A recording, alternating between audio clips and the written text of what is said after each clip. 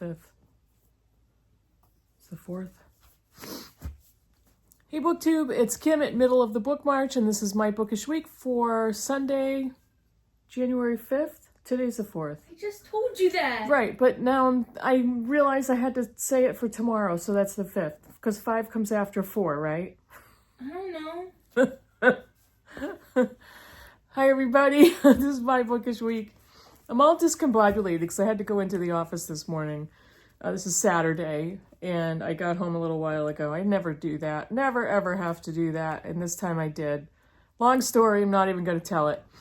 But I do want to give a shout out and a thank you to Gareth from Books, Songs, and Other Magic. He awarded me a Paxi Award, which I thought was so sweet and warm and generous, and I just wanted to thank Gareth for that and for that shout out. I shared the award with Pat from Book Chat with Pat, which I love that he gave it to both of us because Pat is one of my favorite booktubers, and we won the sweetest booktuber awards.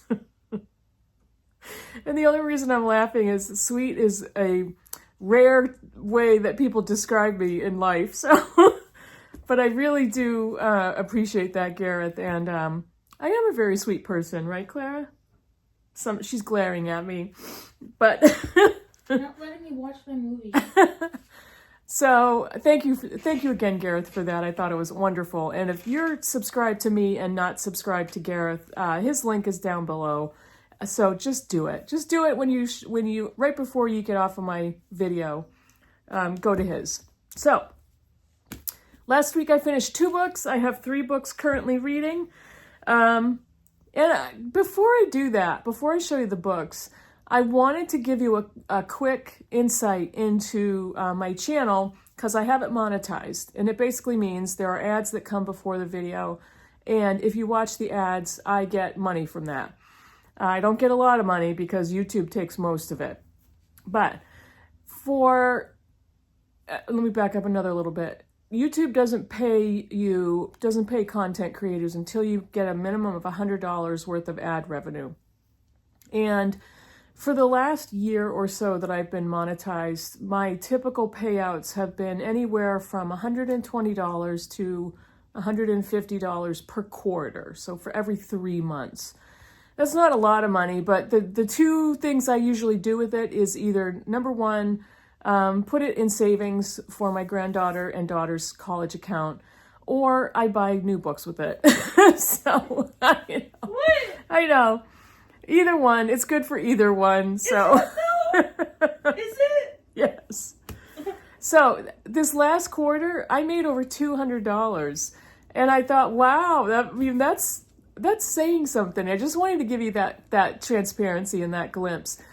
Because that's because of you. That's because of the views on my videos. That's because of many of you who watch the ads, who watch all of the ads, and hopefully there's only 1 or 2 before my videos. I do not put mid-roll ads in my videos because I hate them. And so I always indicate no mid-video ads. Mid-roll ads is what they're called. So if you see one, let me know because I definitely do not intend to do that. But thank you so much to everybody who watches my videos, who watches the ads, because I do get an income from that. It's not huge, but that's what it is. And I just wanted to share that with you. So let me get to the books. The audiobook I finished is From Here to the Great Unknown, which is the memoir of Lisa Marie Presley. And it is narrated by Julia Roberts and Riley Keough. Riley Keough is Lisa Marie's oldest daughter. Lisa Marie Presley passed away, I believe, 2 or 3 years ago. And this is actually a pretty short memoir. I think it's 5 or 6 hours on audio. And almost 2 years ago. She died almost 2 years ago. And it's based on recordings that she left behind because she did start to record her life story, and those recordings were retained. So a lot of the memoir portions that Julia Roberts narrates are from Lisa Marie's own thoughts. So anytime Roberts is narrating, it's directly what Lisa Marie has either written down or filmed or recorded of herself. And then Riley Keough picks up with her observations of her mother, and she and her mother were extremely close. So she has a lot of inside information and on family, and the things that Lisa Marie had been doing and different events in their lives. So I thought it was a solid 3 as a memoir. It wasn't my favorite memoir. It went very quickly, didn't get very deep. A lot of the material was not surprising. Lisa Marie Presley didn't have anywhere close to a normal childhood. Her father was Elvis and her mother Priscilla Presley. She adored her father and he was devoted to her. Her mother was cold and standoffish, and so there was a definite, there was a toxic atmosphere in that family when she was young. Her education was not important to her parents. She was kind of shuffled to different schools. She was kept out of school, and it wasn't that important to encourage her to finish school, to go on to college, that sort of thing. She talks a little bit about her father in the memoir. A lot of things that happened in her childhood. She grew up exceptionally entitled and privileged, extremely spoiled as a young child. And the family had so much money, and eventually Elvis kind of became a conglomerate, a company. And after his death, especially, Priscilla Presley ruled over the corporation, and it was just extremely profitable. So there was a lot of money involved. Even when Lisa Marie started having her own children, it wasn't really that important to her to encourage her children's education. There's a lot going on. There was a lot in there about Lisa Marie Presley's drug abuse, really, really heavy drug abuse. And she was unaware of the level of her father's drug abuse until very shortly before he died. And as she looked back, she could see the signs. But of course, as a young child, she was unaware of it. She talks a lot about her relationships. She got married very young to her first husband, Danny Keough, who was Riley's dad, and left Danny Keough to get married to Michael Jackson. That was a very strange turn of events and a very strange backstory. But again, it wasn't very deep. It was extremely surface level. And I would have wanted to know more about some of the things that she experienced in her life. The Michael Jackson marriage was pretty interesting. A lot of things I did not know. She married Nicolas Cage for 90 days. She was married, I believe, 4 times and had 4 children. Her son Benjamin took his own life shortly before she died. That was in the news. And she basically died from heart failure because of extensive drug abuse and the toll it took on her body. She just could not fight off any illness or infections. After her son died, it basically wore her down.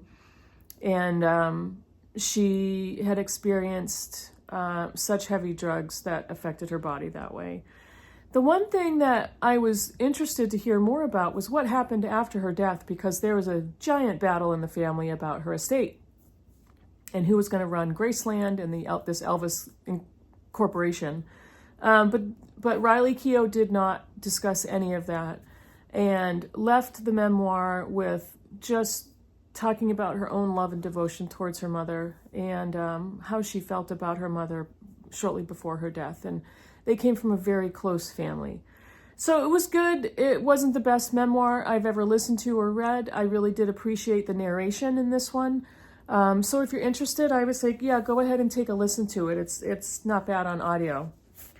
And the book that I finished a little while ago, but we're just wrapping up in our group read, is Thursday Night Widows by Claudia Pinheiro. And this is translated from Spanish by Miranda France. This was a disappointment. This is Claudia Pinheiro's first novel, and this was disappointing to me. I think she tried to make it more epic in scope than what it turned out to be and that what it needed to be. And a lot of characters, a lot of different threads and people you needed to keep track of. the book is about a large friend group that's living in the Cascades, which is a closed community in Argentina. And it's a very small life, but there's a lot of people to remember, a lot of couples and families, and we are introduced to all of the husbands and all of the wives and some of their children. There's too many people in this length of a book to keep track of, and she's very good at describing her characters, but in this particular book there was far too many of them, and the story was just a little unbelievable, suspending disbelief, suspending belief. I'm not sure exactly which phrase is correct, but having to do that at the ending, and having to try to remember who's married to who and why the events took place, didn't work for me. It just didn't work. And I think the majority of our group kind of felt the same way about this book. What I really appreciated in reading, this is the 4th Pinheiro book I've read, and what I did really appreciate is I started reading her works with Elena Knows, which is so far my favorite, which we will be reading coming up next, and I will be rereading. But the thing I appreciate is getting to see the growth of this author from this first novel to Time of the Flies, which is her latest novel, and seeing her growth arc as an author. So I really did appreciate that. She's a really good writer of characters and describing them. And I did like where I thought the plot was going. It just did not end up where I thought it was going to end. So didn't work that well for me, but I am definitely looking forward to my reread of Elena Knows. And now I now have 3 books on the go. What I was looking for my next audiobook, and because I have a pretty good length commute back and forth to work, and I kind of think I need to take a break from audio. I'm a little burned out because I feel like I'm finishing one and going right to another one and right to another one and so on and so on. And I didn't do that for the last week and a half. And my brain feels less cluttered, and I'm not keeping track of, 2 or 3 physical books and an audiobook, and I kind of am liking that at this point. So what I want to try to do going forward this year is maybe have my physical books that I'm reading and only stick to 2 or 3, depending on if I have buddy reads or group reads or that type of thing.